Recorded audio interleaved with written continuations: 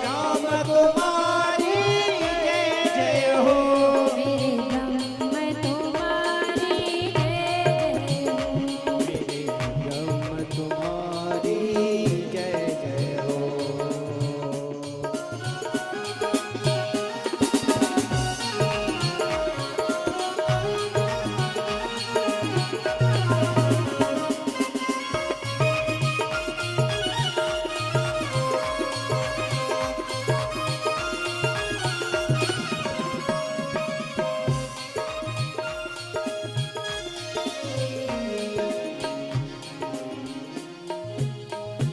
देखिए, कथा के पूर्व एक निवेदन है आप सभी से।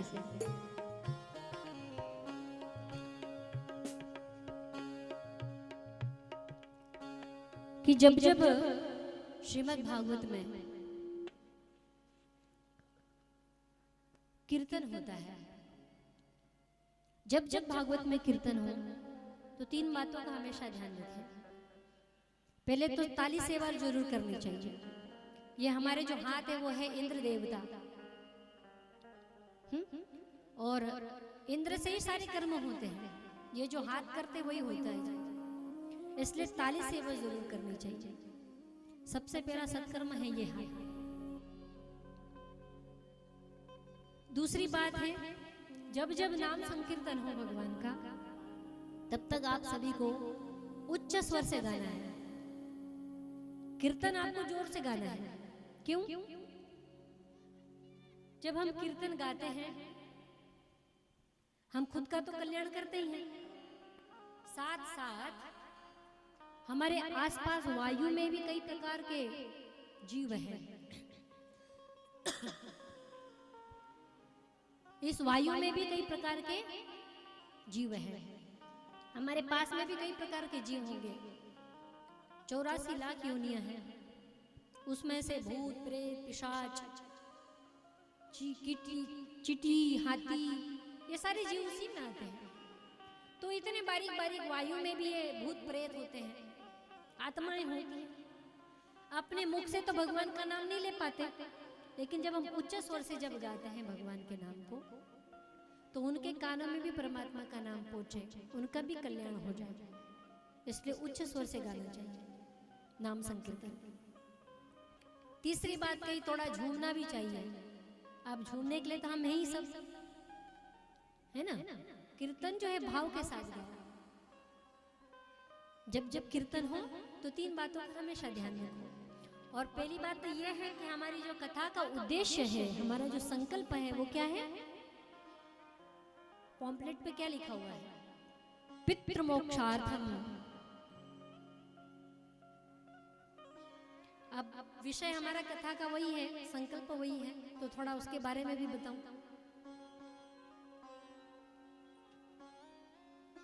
पुन्ना नाम नरके त्रायस्य इति पुत्र। पुण्य नाम का जो नरक होता है,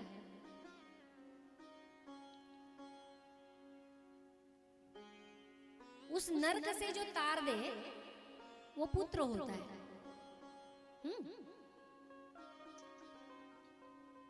अब किसी के पुत्र होते हैं, किसी के नहीं होते।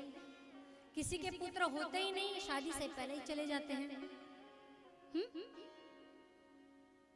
किसी की शादी नहीं होती, वो पहले ही चले जाते हैं जगत छोड़ करके।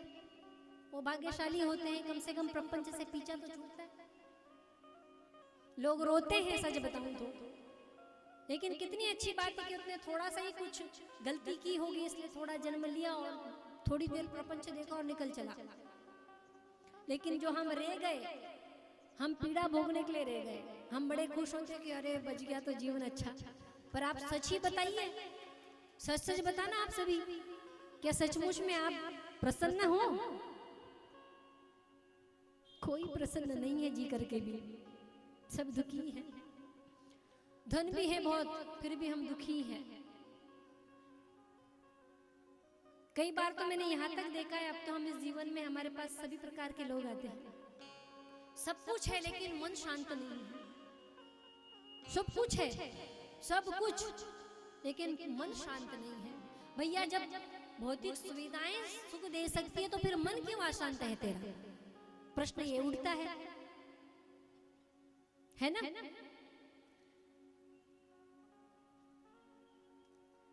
तो जो व्यक्ति के पुत्र है या नहीं है, अब जिसने इस जगत को छोड़ा, छोड़ने के बाद क्या होता है?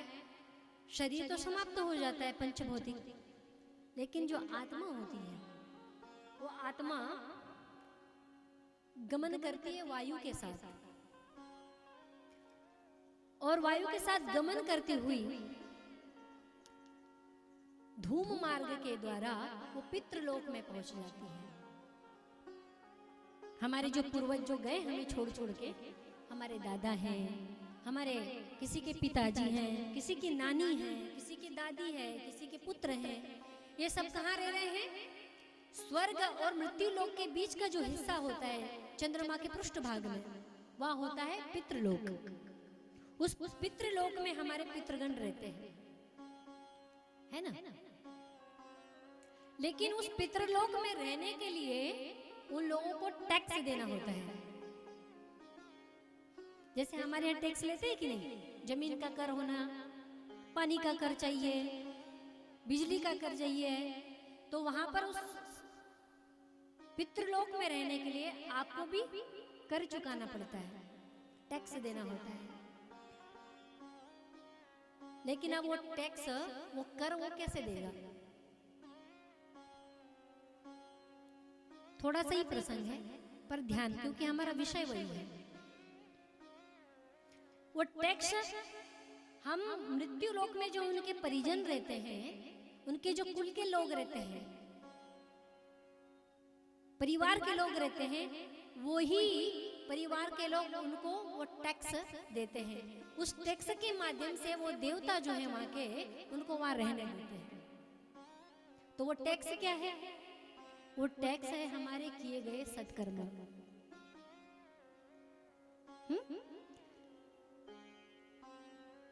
लेकिन आप देखते होंगे कि आज के समय में धीरे धीरे क्या हो रहा है, हमारे शास्त्रों ने जो हमारे लिए जो धर्म बताए थे कि गृहस्थ का क्या धर्म है, पुत्र का क्या धर्म है, पत्नी का क्या धर्म है, हम इन सब चीजों को तोड़ते चले जा रहे हैं। तो उसका परिणाम क्या हो रहा है? हमारे जीवन में अशांति फैलने लगी है। प्रेम से कहिए जय श्री राधे।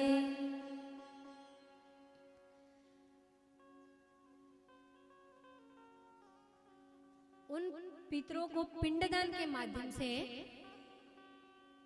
वो टैक्स दिया जाता है। 16 श्राद्ध होते हैं कि नहीं? उन 16 श्राद्धों में हमारे जो मातृ पक्ष के हैं, हमारे पितृ पक्ष के हैं, हमारे ससुर पक्ष के हैं, ये जो तीनों पीढ़ियां हैं हमारी, उन तीनों पीढ़ियों के लिए श्राद्ध क्रिया की जाती है, पिंडदान दिया जाता है। लेकिन अभी हम देखते हैं कि लोग धीरे धीरे सारी चीजें भूल गए,